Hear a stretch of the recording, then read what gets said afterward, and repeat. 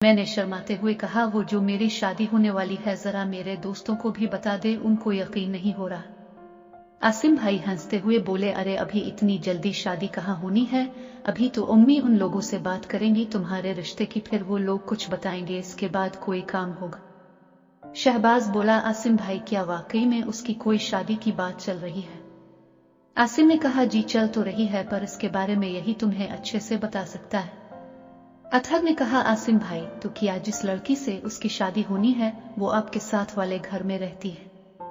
आसिम भाई मुस्कुराते हुए बोले, अरे मुझे तो लगा था उसने तुम्हें बता दिया होगा। हाँ, वो हमारे हमसायों की लड़की है, अब बाकी जो भी बात है ये दीमी साहब ही आपको बताएंगे।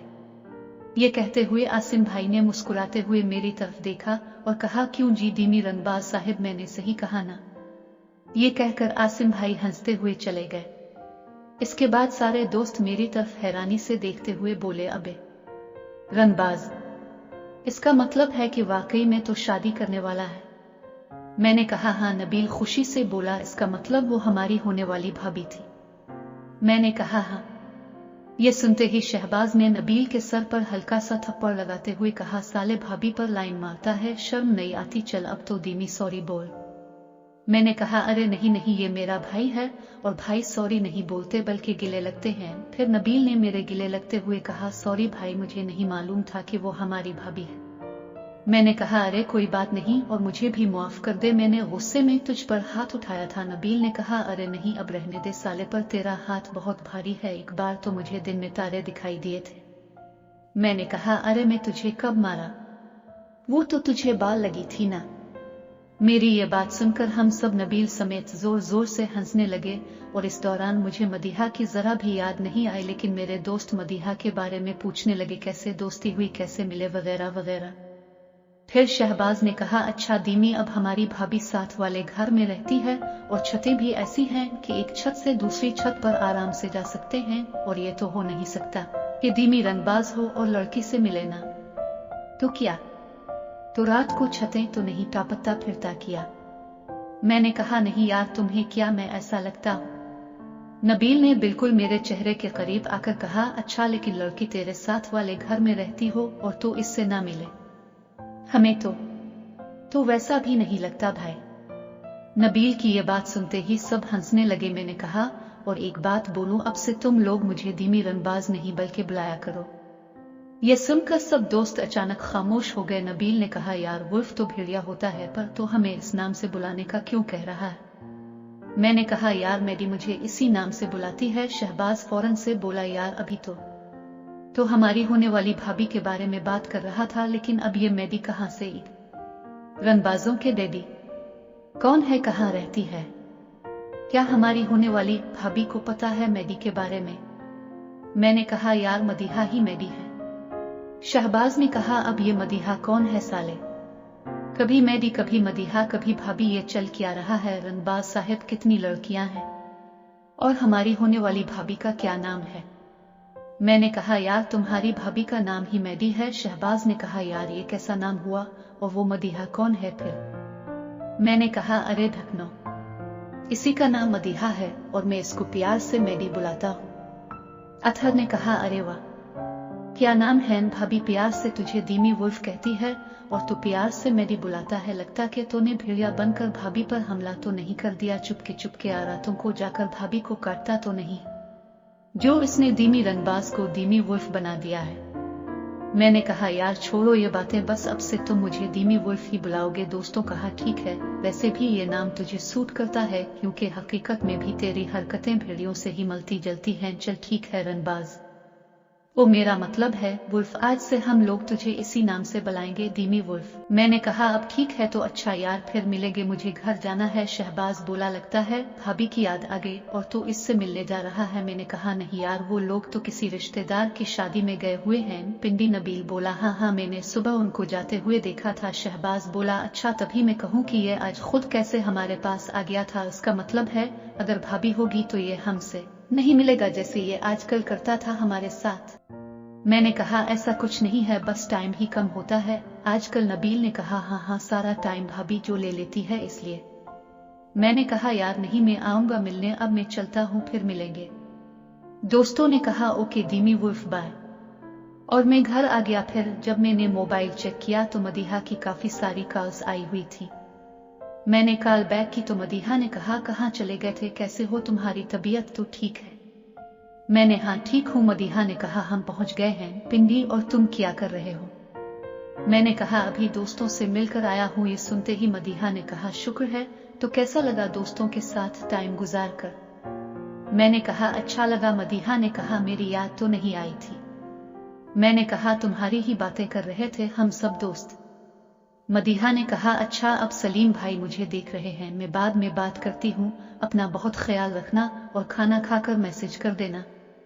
मैंने कहा ओके। फिर कॉल काटी और मैं छत पर चला गया। धूप खत्म हो चुकी थी पर अभी मगरिब की नमाज का टाइम नहीं हुआ था। मैं मदीहा की दीवार पर बैठा हुआ गुज़िश्ता रात के बारे में सोच रहा था कि अचानक मुझे किसी ने पीछे से धक्का दिया और मैं दीवार से नीचे अपनी छत पर गिरा। मैंने फौरन अलिफाटे कर देखा तो वहाँ कोई नहीं था। मैंने सोचा शायद मुझे वहम हो रहा है, इस वक्त कोई चीज नहीं आ सकती। मैं फिर से दीवार पर बैठ गया, लेकिन फिर से मुझे किसी ने धक्का दे दिया। मैं अब थोड़ा सा घबरा गया था। मैं इधर अलिफादेर देखने लगा, लेकिन मुझे कोई नजर नहीं आ रहा था। बस किसी के कदमों की धमक सुनाई दे रही थी। ऐसा लग रहा था जैसे कोई मेरे आसपास बना जूती के भारी भारी कदमों से चल रहा है। वो आवाज कभी मेरे दाएं तरफ से आती, कभी बाएं तरफ से आती। मैं इधर अलिफादेर देखता रहा कि अचानक से मेरी नजर इस सामने वाले दरख्त पर पड़ी तो मैंने देखा कि एक बड़ा सा काले रंग का कपड़ा इस दरख्त की शाखों पर लटक रहा था। मैं इसको देख ही रहा था। अचानक मेरे करीब आकर कोई हंसा। मैंने फौरन मुड़कर देखा पर कोई नहीं था। मैं फिर से दरख्त की तरफ देखने लगा तो वो काला कपड़ा दरख्त पर नहीं था। ऐसा लग रहा था कि वो कहीं गायब हो गया है। इतने में फिर से किसी ने पीछे से मेरा गिरबान पकड़कर मुझे पीछे की तरफ धक्का दिया। मैं जमीन पर गिर पड़ा। इसी वक्त मुझे ऐसा लगा जैसे कि कोई भारी सी चीज मेरे पेट पर आकर बैठ गई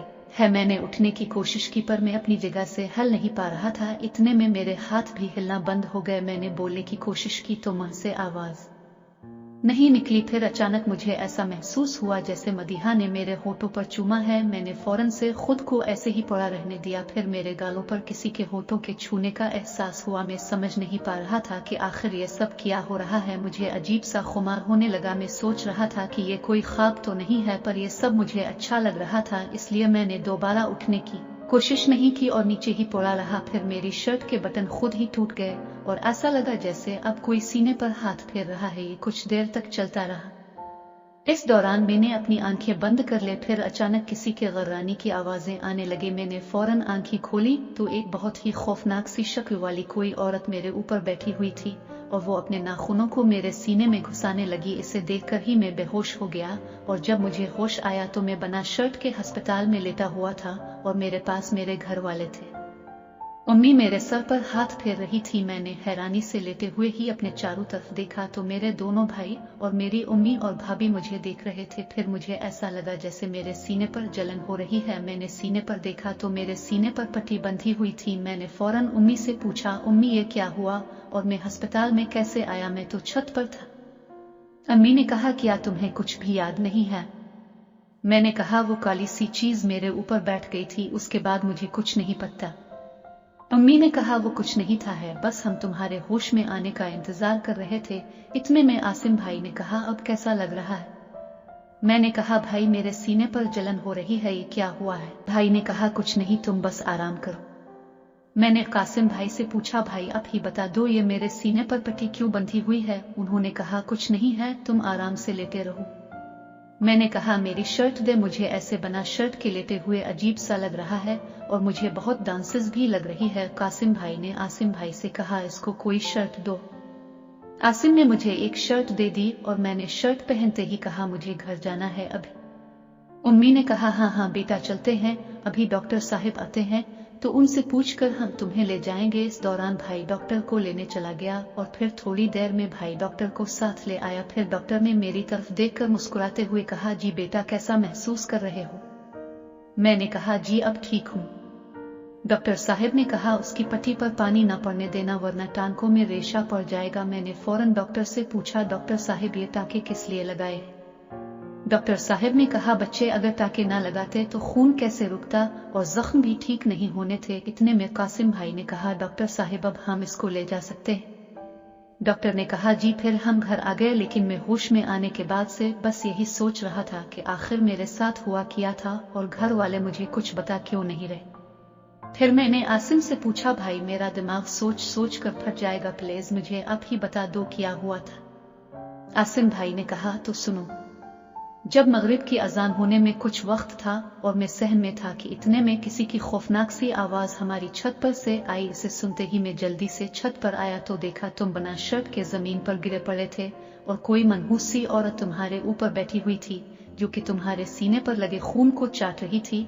और जैसे ही इसने मुझे देखा वो अचानक कहीं गायब हो गए और जब मैंने तुम्हारे सीने को देखा तो इसमें गहरे जख्म हो गए थे और उनसे बहुत खून निकल रहा था। मैंने जल्दी से तुम्हें उठाया और नीचे ले गया। इसके बाद कासिम भाई और मैं तुम्हें अस्पताल ले गए। फिर उम्मी और भाभी भी हमारे पीछे आ गए थे। उम्मी ने बहुत पूछा था उसके बारे में, पर कासिम भाई ने मुझे कहा था उम्मी और सदिया को इस बारे में मत बताना, ऐसे ही परेशान हो जाएंगी और डरती रहेंगी। आसिम भाई की सब बातें सुनने के बाद मैंने कहा, आसिम भाई पर मैंने उम्मी को इस काली सी चीज के बारे में बताना चाहा था अस्पताल में।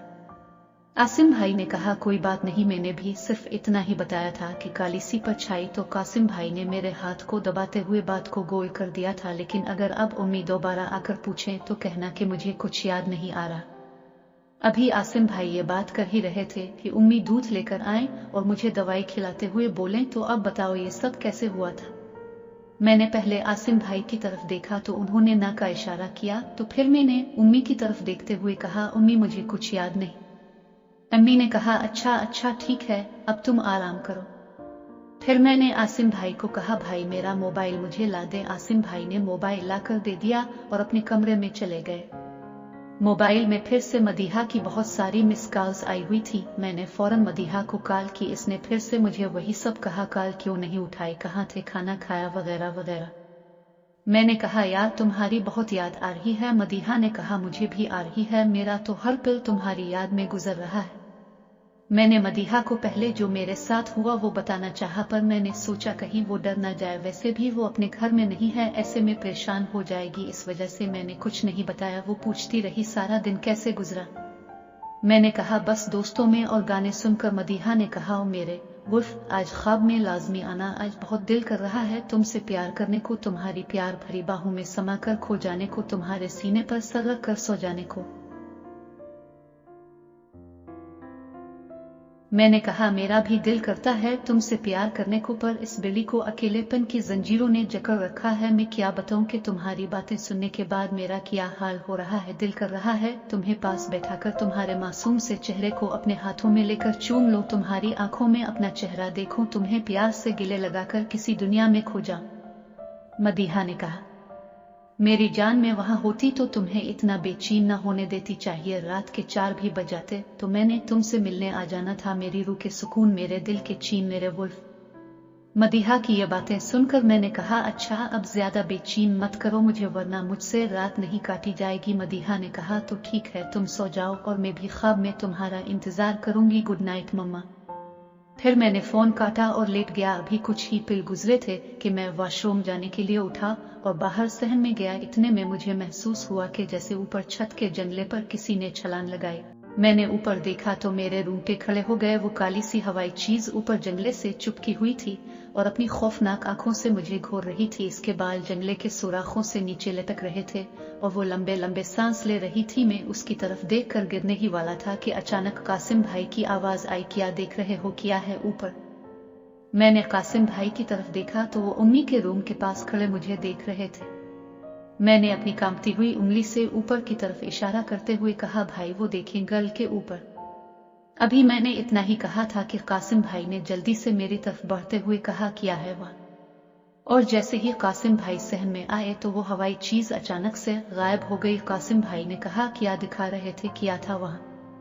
मैंने कहा, भाई वो काली सी चीज जंगले से चिपकी हुई थी। कासिम भाई ने कहा, तो अब कहाँ है। मैंने कहा, पता नहीं, पर अभी यही थी। यह सुनकर कासिम भाई कुछ देर ऊपर देखते रहे, फिर मेरी तरफ देखते हुए बोले, चलो छोड़ो इसको, तुम आराम करो, वरना तुम्हारे जख्मों की वजह से तुम्हें दर्द होगा। अभी हम सहन में खड़े बातें ही कर रहे थे कि अचानक कोई तेजी से सीढ़ियों से नीचे की तरफ आया, पर जब हमने सीढ़ियों पर देखा तो कोई भी नहीं था, जबकि हम दोनों भाइयों को किसी के तेजी से सीढ़ियों से नीचे उतरने की आवाज आई थी। कासिम भाई ने हैरत से मेरी तरफ देखते हुए कहा, ये आवाज कैसी थी? ऐसा लगा जैसे कोई ऊपर से नीचे आया पर कोई भी नजर नहीं आ रहा। हम दोनों भाई हैरत से सीढ़ियों की तरफ देखते हुए सोच रहे थे कि आखिर ये क्या हुआ है और वो कौन था जो सीढ़ियों से नीचे उतरा है, जबकि हम तो बिल्कुल सीढ़ियों के पास ही खड़े हैं। इतने में अचानक एक प्लास्टिक का टब कासिम भाई को आकर लगा, जो कि पास ही कहीं पड़ा था। जैसे ही टब भाई को लगा तो फौरन टूट गया, जैसे टब को किसी ने जोर से उठाकर कासिम भाई को दे मारा हो। कासिम भाई ने फौरन मुझे कहा, दीमी तुम यहाँ से जाओ जल्दी, वो यहीं पर है। मैं जल्दी से अंदर जाने लगा तो अचानक झट से हमारा बाहरी गेट खुला, खुद ब खुद खुला और फिर धड़ से बंद हो गया। गेट की आवाज सुनकर घर के बाकी सभी लोग भी जल्दी से सहम में आ गए और कासिम भाई ने कहा, अरे आप लोगों को क्या हुआ? कासिम भाई ने कहा, ये दरवाजे की आवाज इतनी जोर से आई कि मुझे लगा पता नहीं क्या हुआ है बाहर। फिर अम्मी ने कहा, हाँ बेटा, इतना जोर का दरवाजा बंद होने की आवाज से मैं भी चौंक गई थी, इस वजह से मैं देखने आई थी। कासिम भाई ने बात को गोल करते हुए कहा, कुछ नहीं है उम्मी, वो दरवाजा जाम हो गया था, इस वजह से जब मैंने थोड़ा जोर लगाकर बंद किया तो एकदम से बंद हो गया। अम्मी ने कहा, मैं तो डर ही गई थी कि पता नहीं क्या हुआ है। फिर अम्मी ने मुझे कहा, तुम यहाँ क्या कर रहे हो? तुम्हें तो डॉक्टर ने आराम करने को कहा था ना?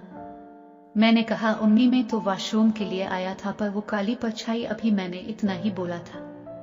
कि कासिम भाई ने मेरी बात काटते हुए कहा, क्या करते हुए यार, चाहे दिन हो या रात तुम्हें तो परछाई काली ही नजर आती है। मैंने हैरत से कासिम भाई की तरफ देखा तो उन्होंने आंखों से इशारा करते उम्मी की तरफ आंखें की।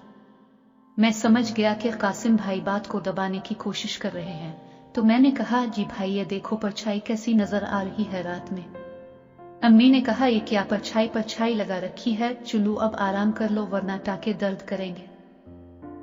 इसके बाद हम सब अपने कमरों में चले गए। मैं बिस्तर पर लेटा हुआ था कि मुझे ऐसा लगा जैसे मेरे साथ कमरे में कोई और भी है, जो कि मेरे बेड के आसपास चल रहा है, क्योंकि मुझे इसके कदमों की आवाज सुनाई दे रही थी, लेकिन नजर कोई नहीं आ रहा था। वो कदमों की आवाज मेरे बेड के दाएं तरफ से आती हुई फिर पांव की तरफ से होती हुई बाएं तरफ जा रही थी। मैं यही सोच रहा था कि अब मैं कमरे में अकेला हूँ और अब कोई मुझ पर फिर से हमला करेगा। मैंने अपना मुंह कंबल में छुपा लिया और कंबल के अंदर ही डर से कांपने लगा। मेरे रूंगटे खड़े हो गए थे, क्योंकि कदम चलते चलते मेरे पास आकर रुक जाते थे। मैंने फौरन इत्तल कुर्सी पढ़नी शुरू कर दी और कंबल के अंदर से मुंह बाहर नहीं निकाला। मैं बता नहीं सकता इस वक्त मेरी क्या हालत हो रही थी। मैं काफी देर तक इत्तल कुर्सी पढ़ता रहा, फिर अचानक दोबारा से किसी के कदमों की आवाज बाहर से आई, जो कि मेरे कमरे में आ रहा था। मैंने धीरे से हल्का सा कंबल हटाकर दरवाजे की तरफ देखा तो कासिम भाई मेरे कमरे में आ रहे थे। मैंने जल्दी से कंबल से मुंह बाहर निकाला और कासिम भाई की तरफ देखा। कासिम भाई ने कहा,